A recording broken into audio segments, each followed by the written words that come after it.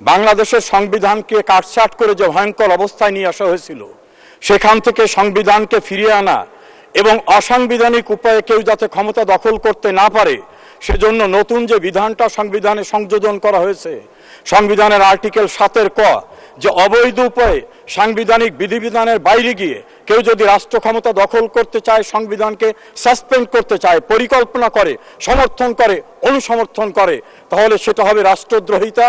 এবং আমাদের আইনে রাষ্ট্রদ্রোহিতার সর্বোচ্চ শাস্তি হচ্ছে মৃত্যুদণ্ড। এর ফলে যারা অসাংবিধানিক উপায়ে রাষ্ট্র ক্ষমতা দখল করতে চায় তারা কিন্তু আবার তাদের সেই দাম্ভিকতা, সেই সাহস নিয়ে আসছে না। এই ক্ষেত্রে গণতন্ত্রকে প্রাতিষ্ঠানিক রূপ দেওয়ার সাফল্য বঙ্গবন্ধু কন্যা শেখ হাসিনার। তিনি রাষ্ট্র ক্ষমতায় আসার পরের থেকে আর কোনোভাবেই অসাংবিধানিক উপায়ে কেউ সেলুট দিয়ে, কেউ আসসালামু আলাইকুম দিয়ে রাষ্ট্র ক্ষমতা দখল করা বা 111-এর মতো সরকার গঠন করার সাহস তারা কেউ দেখাতে পারছে না।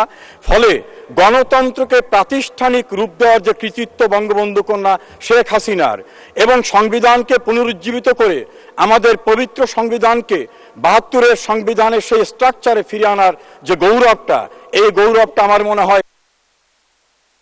2 মিনিট। মাননীয় স্পিকার, আমাকে আরেকটু সময় দেবেন। মাননীয় সদস্য, সময় সংক্ষেপ, আপনি 2 মিনিট বলুন। দুর্গম পথের নির্ভীক অভিযাত্রী শেখ হাসিনার পক্ষে এটা সম্ভব হয়েছে। দ্বিতীয় যে কৃতিত্বটা বঙ্গবন্ধু কন্যা সরকারের, আইনের শাসন প্রতিষ্ঠিত করা। আইনের শাসনের মূল কথা হচ্ছে কেউ আইনের ঊর্ধ্বে না। অতীতে ছিল খুন খারাপি সহ বড় অপরাধ করেও একটা ইন্ডেমনিটি নিয়ে তারা বলতো আমাকে কেউ কিছু করতে পারবে না।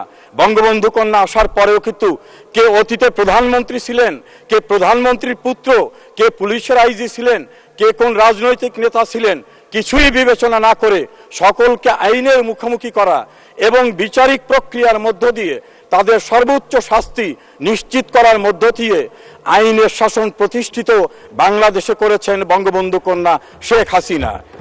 যদি তিনি রাষ্ট্র ক্ষমতায় না আসতেন, তিনি যদি সরকারের দায়িত্বে না থাকতেন, তাহলে বঙ্গবন্ধু হত্যার বিচার, বুদ্ধিজীবী হত্যার বিচার, যুদ্ধ অপরাধীদের বিচার, বড় বড় অপরাধীদের বিচার কেউ তাদের স্পর্শ করার সাহস পেত না। এই জায়গা থেকে বঙ্গবন্ধু কন্যা শেখ হাসিনা বাংলাদেশের জন্য আশীর্বাদ হয়ে এসেছেন। আমি একটা দাবি করব, মৎস্য প্রাণী সম্পদ মন্ত্রণালয়ের মাননীয় মন্ত্রী অসুস্থতার কারণে আজকে এখানে নাই। বাংলাদেশের খাদ্য, পুষ্টি, আমিষের বড় একটি যোগান দেয় এই মন্ত্রণালয়ের অধীনস্থ দপ্তরগুলি। সেই ক্ষেত্রে সেই মন্ত্রণালয়ের বাজেট বৃদ্ধি করা দরকার। আর আমি আইন অঙ্গনের মানুষ হিসাবে আমার একটা বিনীত প্রার্থনা থাকবে, মাননীয় আইনমন্ত্রী এখানে আছেন, যে পরিমাণ মামলার জট, সেই মামলার জটে আদালত ভয়ঙ্কর অবস্থার ভিতরে এক একজন বিচারকের উপরে যে পরিমাণ মামলা, সেই ক্ষেত্রে আমাদের মনে হয় দ্রুততার সঙ্গে আরো বেশি বিচারক নিয়োগ করা, বিচার ব্যবস্থায় যারা সম্পৃক্ত উচ্চ আদালত এবং নিম্ন আদালতে তাদের বেতন ভাতা সহ অন্যান্য সুযোগ সুবিধা বৃদ্ধি করা দরকার। শেষ করুন। মাননীয় স্পিকার, আমরা যদি গণতন্ত্র, আইনের শাসন প্রতিষ্ঠিত করতে চাই তাহলে বিচার বিভাগকে শক্তিশালী করতে হবে। বাংলাদেশের ইতিহাসে বঙ্গবন্ধু কন্যা শেখ হাসিনাই একমাত্র বিচার বিভাগের জন্য অবকাঠামোগত উন্নয়ন এবং বিচারকদের অন্যান্য সুযোগ সুবিধা, তাদের ট্রেনিং সহ বিভিন্ন সুযোগ সুবিধা দিয়েছেন।